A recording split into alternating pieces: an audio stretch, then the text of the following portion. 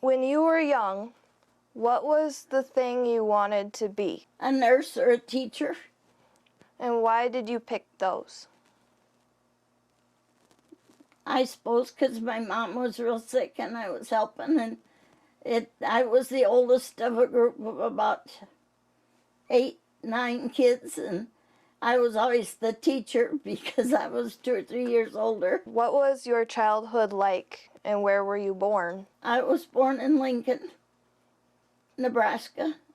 My brother was born in Topeka, Kansas 2 years later. Dad had been an electrician for the Lincoln Electric and and they didn't figure electricity would be, because he was working for $70 to $90 a month and raising a wife and a kid, and the ends weren't meeting. So he went to Topeka, and his dad had a roofing company, and he hauled fish for Fickers and Company and delivered it in the small towns around. And and that wasn't very well paying. And he took some schooling and applied for a job in Chicago, checking out meat. As it come down the kill floor, he would tell you if it was fit to eat or yes or no. And then he worked there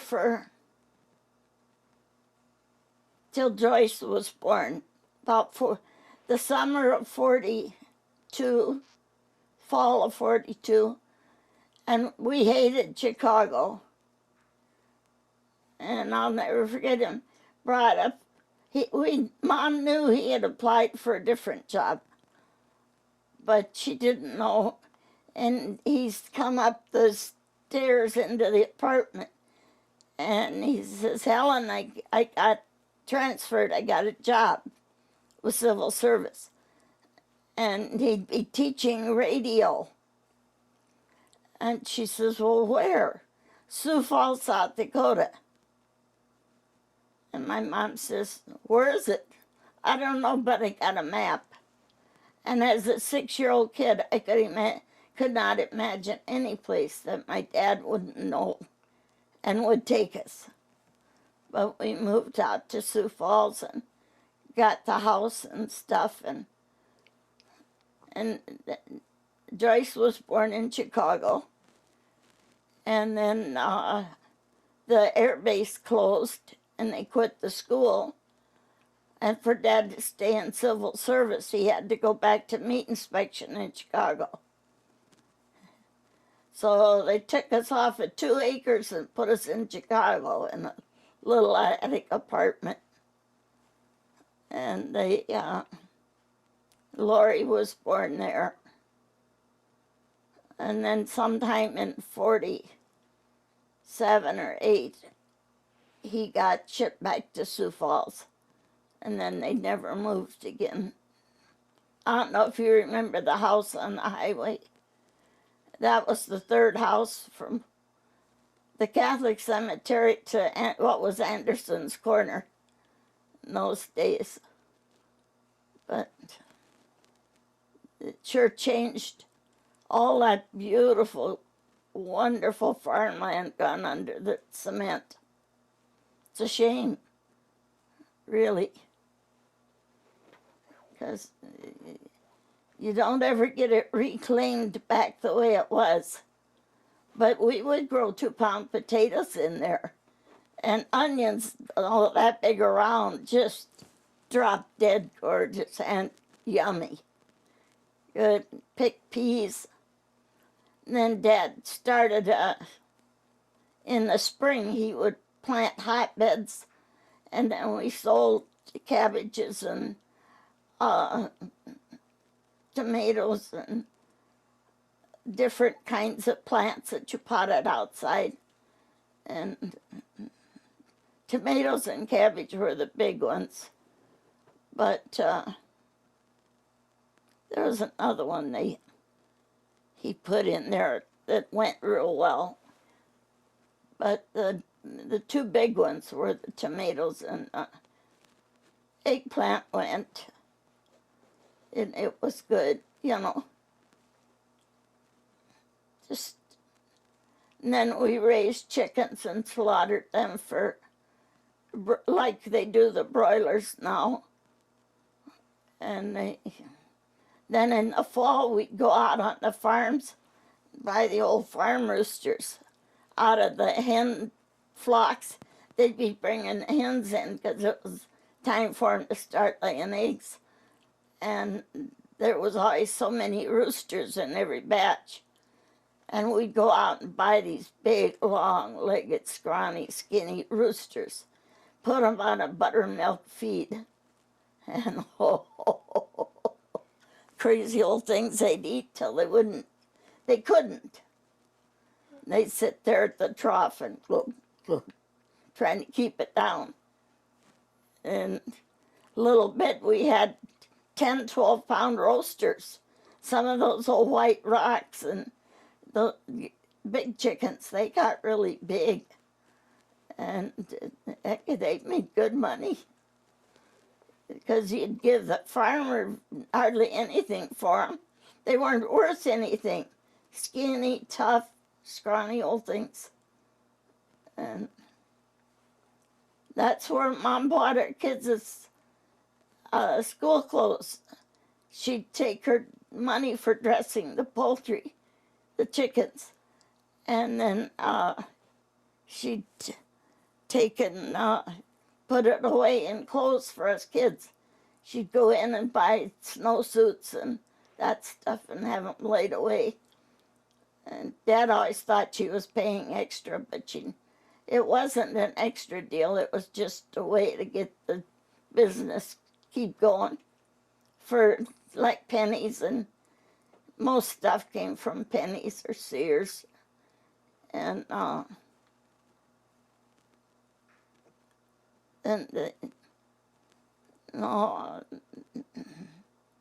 worked for a while at Woolworths in the lunch counter, making sandwiches and ice cream, treats. There was a lot of water under the... Grandma got a chance to do a lot of crazy things. Just, you know. But finishing high school was never one of them. Sid asked me what my biggest regret was, and maybe that was one of them, that I didn't put out the extra effort and take the flack and go to high school. Finished my high school, at least. But when you've got kids running around and they take a lot of time, and, you know. Grandpa, I did a lot with the livestock too. So it just all added up. There wasn't time. And I learned enough off of my kids and I'm curious even yet. But I guess my biggest regret was not finishing high school. Just to say that you did it. It wasn't that big a deal in those days. But it made cheese, and it churned butter, and it made curd, you know, and all kinds of stuff like that. I used to make 16 loaves of bread in a big dish pan. And just the way it was. Money was terribly short, but the good Lord always gave us what we needed. Never, I don't know, wasn't always what we wanted, but it was what we needed. And he's been very good to me over the years. Do you know if you were named after someone? My mom's name was Helen Lee. Yeah. But I went to school to first grade before I knew that my name was Barbara Lee. My dad wanted a boy, and I was Bobby Lee until I went to school. And the teacher called my mom and complained they thought that I was deaf because I'd never answer in school. And then Mom started putting two and two together. She said, "What do you call her, Barbara?" Well, maybe she don't recognize that. On the topic of Grandpa, how did you two meet? Your Grandpa Lewis? Yeah, Grandpa Lou. Well, you knew my mom died when I was 16. And after a while, I started to go to the dance with my dad because he had found a girlfriend. So he wanted to take me along. Told me to find a good farmer. Little did he know. But anyway, we met at the Arcota Ballroom in Sioux Falls. How did Grandpa propose? I think he just, on the 14th, no, it was before that, Christmas, he stumbled in the house down in Sioux Falls, and he says, "I got a ring, will you marry me?" Something to that blunt order. And then when it was time to get married, he had to get the oats in first. And then he had to get the corn in and the hay in and the plowing done. And I said, "How about 2 weeks?" So we got married in 2 weeks in March. And before the field work started, and went to the cities over. We got married on Friday and went up there. And then we came home Monday afternoon. We got home and sorted cattle and drove to Sioux City, Iowa, and sold them the next morning. But that was the extent of our honeymoon. What were some of the biggest challenges you and Lou faced in your first few years of marriage? Farming, crop, farm come first. I wanted a family. I wanted a group of children that could grow up and be independent and do some good in the world. And I kind of think I've come close to accomplishing that. And a whole bunch more. I want my kids to be honest and happy and believing people. And I don't think you can be happy and not be honest. I've never, ever, ever regretted having my kids. Never. They, to me, are a gift from the good Lord. And someday he was going to ask, "What'd you do with those little kids I gave you?" And I think he's still going to ask it. And a lot of these daddies are going to be tripping over some pretty big stones to answer, you know. But I think that our families are a gift from the good Lord. And to be respected and taught and not, you got to be taught some manners because the good Lord forgot that when you were in the womb. You know, they just did. But, it's fun sometimes. What was one of your favorite things to do with the kids? We played ball. I was usually the pitcher because I was the tallest one. But we played ball, we played house, and Dad had 2 rows of trees planted and they got a little bit higher, and we made a fake house out there in those trees, and played house and raising chicks. We would raise about between 300 and 500 chicks a month, and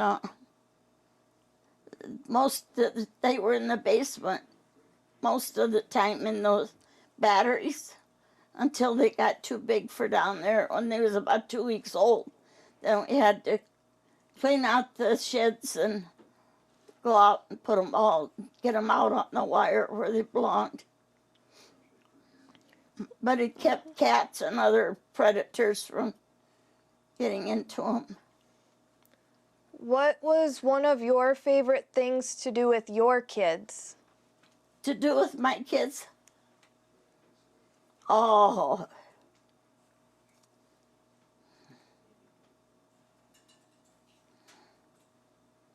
probably go fishing.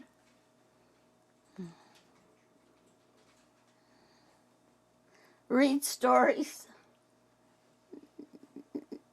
Play cards. The winter that it was so bad, 68 and 9, they all learned to play pinochle. Still do. To the regrets of a lot of the visitors that come to our house. What is one fond or funny memory for each of the kids and Lou? Oh, for each of the kids. Well, when your dad was 3, and he stayed at our friends West Falls and Sioux Falls when I had Helen. And it was prom weekend. And Auntie Jo made the dress for her daughter. And the daughter was all decked out in it to show it off before the prom. And Auntie Jo wanted a picture. But guess who wanted to be in all the pictures? So they had to put him behind this big skirt in the corner by the door and take a picture of Mary Rose. And all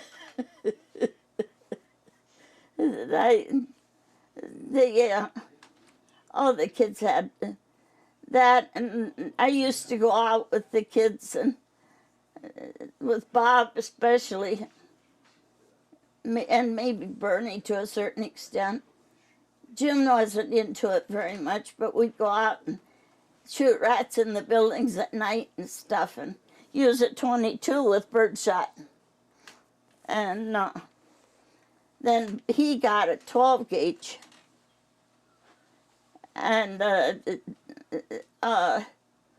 rat, I don't know what happened. Anyway, I shot one, and another one come out from underneath the straw and went up the wall. And your dad laid into him, bang, and left a hole in the wall like that. Oh, Mom, what are we going to do now? Oh, I don't know. So we come in and we took a can and we took the 2 round ends out of the lids and put one on one side and one on the other side. It was 6 months before Grandpa saw that. Oh, dear. But we had that was a lot of fun. Sometimes we drown them and bring them out. And overall, we both got to be pretty decent shots. I wasn't much good on the fly, but I had the patience to wait them out. A lot of times they go down a hole, and pretty quick you'll see the beady little eyes come up. And if you're waiting and patient, you got yourself your rat or whatever. The groundhogs are bad that way. They'll go down a hole and be gone. And about 5 minutes later, here they come creeping up, stick their nose out. And their brains are in the nose. But We dressed all our own meat, drank our milk, we gathered the eggs we had, and sold eggs. I raised puppies for 47 years. Lambs we got into in about 82. So bank bankrupted us in 83. And we had farm sale when Diane was overseas. That was probably one of the hardest times because it just killed Grandpa inside. For you to watch, to see your fella just torn end to end, you know. But we were, I don't know whether we were lucky or what, but we had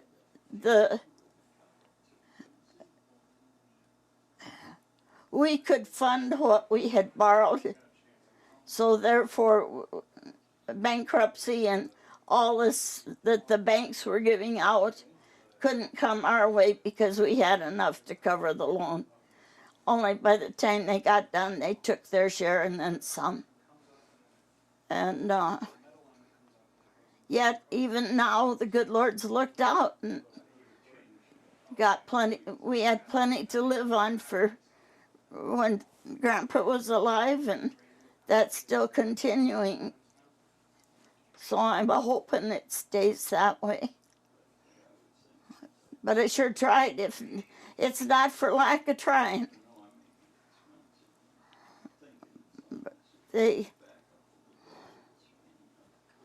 I think the older people take more pride in being able to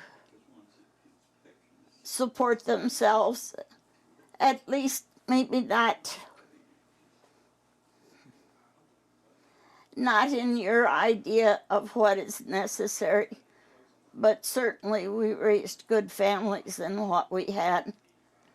And yeah, they had to work too. But, you know, a kid that's good and tired from hard work is never up to mischief. Your favorite memory with Mary? Yes. She was supposed to have been home at 10:30. No, midnight. It was 2 o'clock, no girl. And I got on the old CBs that went all over everywhere. And here's this little voice talking to a trucker. I don't know what happened, but it just went boom. And I got coffee running all over it. Mary, is that you? Yes. And I said, well, I'll come and get you. I'm not where you think I am. I said, are you with your boyfriend? Yes. She was coming home from the boyfriend, knowing she was late. And she had a Ford Thunderbird. She blew her up. Oh. So we got up there and we hooked onto it, and it was Sunday morning, pulled it back and pulled it up to the shop where we do repair work and unhooked it, and I took her to breakfast, and we talked about what happened and come home, and she went and done chores without a night's sleep. So there's an age somewhere between 12 and 13 that the kids suddenly realize they've got their own personality and a certain amount of their own rights. And your parenting has to change so that you're no longer the boss. Like when Ben was little and I had the fence around here and they were to stay in the fence. Nobody could make that kid stay in the fence. Grandma went out and I took him by the hand and I pranced his little buns all the way around the fence, just fast enough that he couldn't hardly think without falling down. And I said, now, Ben, do you understand what Grandma means when she says you're to stay in the fence? Oh, Grandma, I won't do that again. He didn't either. He stayed in the house yard. But when you've got livestock and you've got two big tanks, water tanks, and you've got traffic coming and going that didn't care if there was a kid on the yard or not, to me, even the young humans need a boundary until they get the judgment to know this isn't right. This is dangerous. What is a fond memory of Jim? Of Jim. Jim, he was a man of strong conviction and very few words. I got a note left on the table, cow stuck in windmill. What? Read it again, cow stuck in windmill. Went out, sure enough, cow got her head caught in the windmill, in the legs, and he couldn't get her loose. Another time he come in, Ma, there's cow dead down on behind the barn, needs to be butchered. And I went out, there was a cow behind the barn, needed to be butchered. So we butchered beef that day. And that's just, but Jim never had a lot of words to say to you. But when he did talk, you listened. Because he always had something to say, you know. Helen, probably the most fun I've had with her was when we went shopping in Sioux Falls once and we couldn't find, I was looking for a shirt and we couldn't find it. And it didn't work out too good. But Mary Jo was always kind of an indrawn little gal that she would help. Helen's favorite trick was to tell you, oh yeah, I did the dishes. But she liked to make muffins. And she'd put them in muffin pans without any cups. And then when she did the dishes, she stuck the muffin pans back in the oven, shut the door, and forgot them. So then you'd want to come and make something in the muffin pans. Ugh. And you had an hour's work getting it scrubbed all out. And Diane was always gung-ho or dead still. There was never any in between.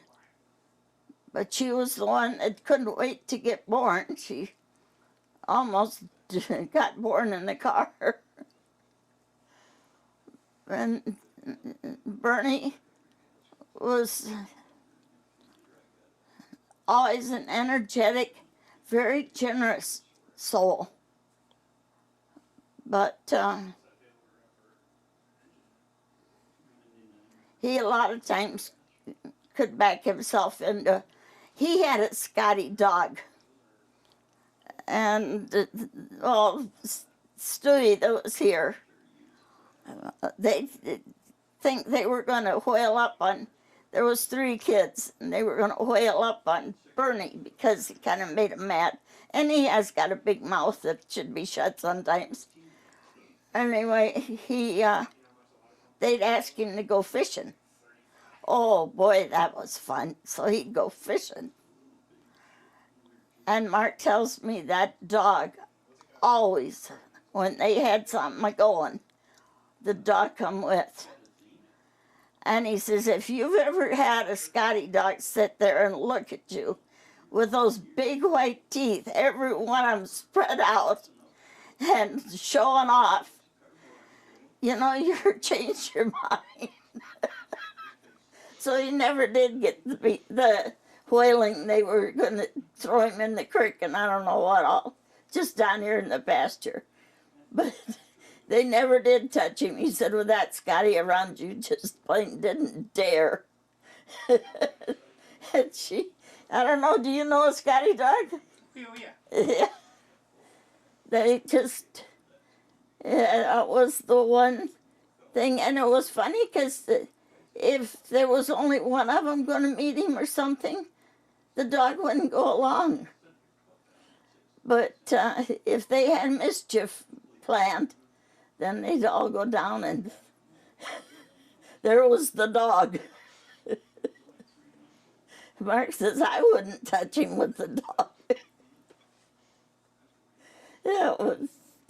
That's how the world ruled years back, you know. It wasn't a gun that they brought down or nothing. It was just, I don't know what the rift was all about. Never wanted to care, but they, it just was funny. But Mark, he explains that Scotty and all those teeth. And they got an attitude to go with it. What started the teddy bear blankets? Barb was born in 1984. One of Jerry's aunts sent down this blanket, and it was pink gingham on the front and blue gingham on the back, and just a plain.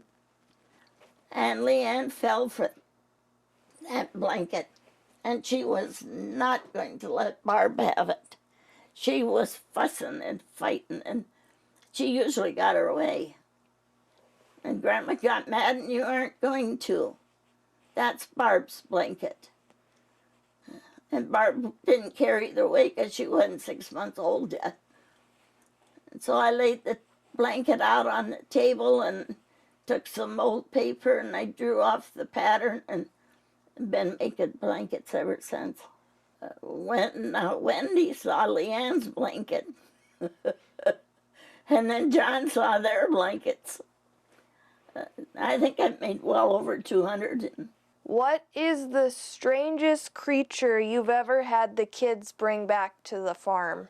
A skunk or a woolly caterpillar. The skunk brought the woolly caterpillar in. And I told the kids, I said, that caterpillar's got to go out. The skunk won't eat it. Oh, yes, it will, Mama. No, it won't. And he put it in his box, and he kind of smelled it and snorted at it. And said, see, he won't eat it.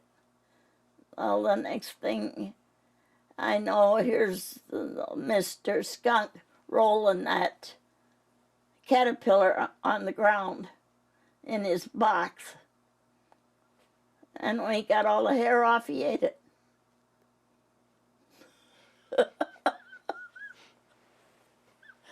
That was probably, that and the squirrel.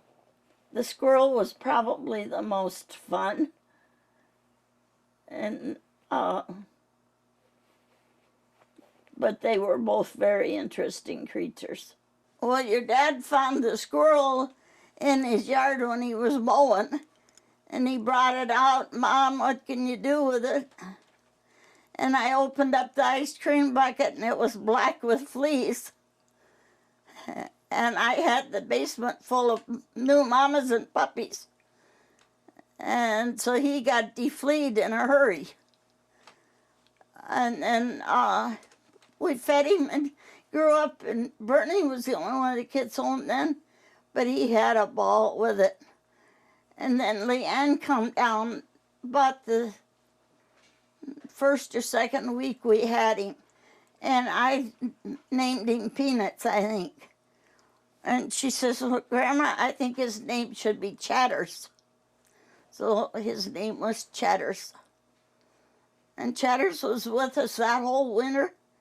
And then in the spring we started turning him loose. And then he'd sit up on the top of the house here, threatening to jump down on you. And he wanted a cracker or something. But he'd come out here and bake, and I'd give him a cracker or a slice of bread or something. and he took it to the tree. And I thought, that's kind of funny, because he took it to a big nest. And usually the big nests have got babies in them. And sure enough, he was helping his wife, or his mate was staying with the babies. So they stayed in the tree. I often wondered how they kept them in the tree. But she was staying in the tree with the babies, and he was bringing her up all kinds of morsels. And I thought they just met the tree and aha, goodbye. And that was the end of it. But they just, you know, it was kind of surprising to me that he, and I know because I'd see the little head sticking out of the nest once in a while. And she had 4. And they're interesting little critters. A lot of fun. I don't think the kids had anything that was any more fun than that little squirrel. He was a lot of fun. And the skunk he was kind of here, and he made some unholy messes. But one morning, Grandpa come down first, hollered up the stairs at me, "You better come down here." "Okay, how come?" "Better get down here right now." And I come down, and I had just bought that skunk a bag of dog food, and I needed potting soil, so I had a 10-pound bag of potting soil all in that cupboard. Well, he got it all out, along with his water dish. Ooh, what a mess. What's your favorite flower? Gladiola. And what is your favorite color? Oh, blue. I guess my proudest moment in accomplishment or whatever was when they asked me to write the Bible study for our church at large. It went through the whole United States, in the ALC church. And I thought that was quite a compliment for, you know. And I taught Sunday school for 37 years, I think, or more, with ladies, you know, and then adult Sunday school is what I enjoyed the most. But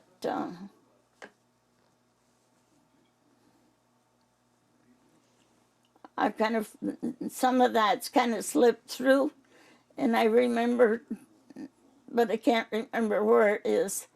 But there's one in, I think it's Colossians, that says that I might be confused, but I'm not beaten.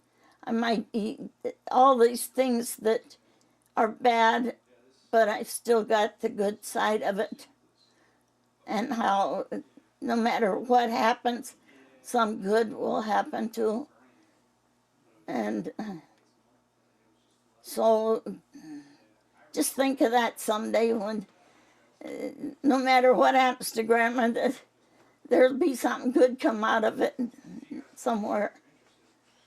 And that's kind of where I believe.